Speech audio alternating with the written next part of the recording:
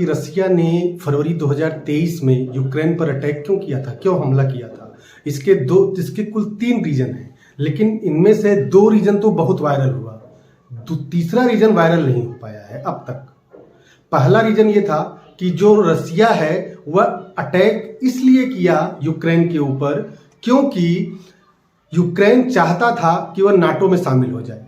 NATO North Atlantic Treaty Organization है जो America के द्वारा 1949 में बनाया गया था, और दूसरा विश्व युद्ध जब 1945 में खत्म हुआ तो अमेरिका और सोवियत यूनियन के बीच में शीत युद्ध शुरू हो गया, और इस शीत युद्ध की वजह से इन दोनों देशों में कभी भी युद्ध हो सकता था। तो अमेरिका ने इस युद्ध की स्थिति से निपटने के लिए जो है यूरोप के देशों को, मतलब जो सोवियत यूनियन के जो पड़ोसी देश थे, उनको एक संगठन से जोड़ा जिसको नाटो का नाम दिया। अब इनका मुख्य उद्देश्य यही था कि इन देशों में उस समय 1949 में 12 देश थे, अब 29 देश हैं। अगर इन देशों के ऊपर कोई भी देश दूसरा अगर आक्रमण करता है तो ये सारे देश एक साथ मिलकर के लड़ेंगे। तो पहला तो ये रीजन दिया गया कि रसिया ने इस वजह से अटैक किया यूक्रेन पर क्योंकि यूक्रेन नाटो में शामिल होना चाहता था, और दूसरा रीजन ये बाद में आया कि जो यूक्रेन की जो जमीन है वह बहुत उपजाऊ है, खेती बहुत अच्छी होती है, वहां पर अनाज बहुत पैदा होते हैं। तो रसिया जो कि एक समय पर सोवियत यूनियन हुआ करता था, उसी सोवियत यूनियन में 25 दिसंबर 1991 तक यूक्रेन भी हुआ करता था। यूक्रेन 25 दिसंबर 1991 के बाद से बना, जब सोवियत यूनियन 15 देशों में टूट गया था। तो इसकी वजह से जो सोवियत यूनियन की उपजाऊ जमीन थी खेती की, यूक्रेन में चली गई। तो उस जमीन को यूक्रेन के माध्यम से रसिया फिर से लेना चाहता है, और जब वो जमीन उसके पास आ जाएगी तो वह जो है उन अनाज का प्रोडक्शन करके, अनाज पैदा करके वह खाड़ी के देशों को और अफ्रीकन देशों को वह उनको बेचेगा। इससे उसकी इकोनॉमी मजबूत होगी। ये तो दूसरा रीजन है। लेकिन तीसरा जो सबसे बड़ा रीजन है वो ये है 17वीं शताब्दी में पीटर द ग्रेट की वार्म वाटर पॉलिसी।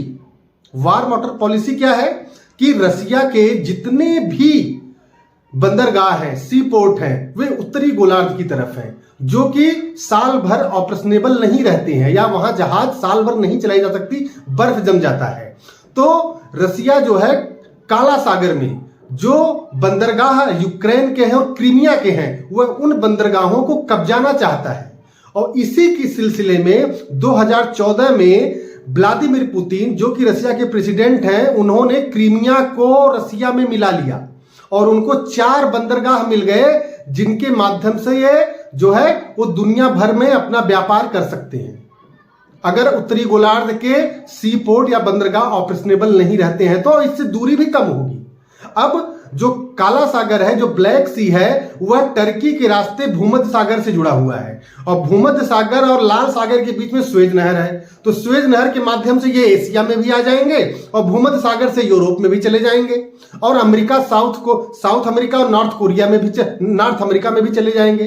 पूरा अफ्रीका ये कवर कर लेंगे अगर ऐसा करने में सक्षम रहते हैं तो 2014 में ही पीटर द ग्रेट की वार्म वाटर पॉलिसी के अंतर्गत व्लादिमीर पुतिन ने क्रीमियन आइलैंड पर, यानी कि उसकी पेनिनसुला पर, प्रायद्वीप पर इन्होंने कब्जा कर लिया और उसको उन्होंने रसिया से मिला दिया। अब यूक्रेन के पास कुल 18 बंदरगाह हैं, कुल 18 सी पोर्ट हैं, और 12 ट्रेड टर्मिनल्स हैं, व्यापार के जो टर्मिनल्स हैं ब्लैक सी में कुल 12 हैं, और 18 बंदरगाह हैं। उनको भी रसिया कब्जाना चाहता है ताकि वह जो है अच्छी तरह से पूरी दुनिया में जो है व्यापार इन ब्लैक सागर, भूमध्य सागर और लाल सागर के माध्यम से पूरी दुनिया में कर सके। भारत अभी रसिया से पेट्रोल खरीद रहा है, इसी काला सागर और भूमध्य सागर और लाल सागर से होकर के लगभग 40% पेट्रोल रसिया से भारत आ रहा है। तो सबसे बड़ा रीजन ये था, रसिया ने यूक्रेन पर अटैक इसलिए किया था कि उसके बंदरगाह को कब्जा सके और उसके माध्यम से दुनिया भर में वो व्यापार कर सके। पीटर द ग्रेट की, जो कि रसिया के सोवियत यूनियन के एक महान शासक थे, उनकी वार्म वाटर पॉलिसी के अंतर्गत।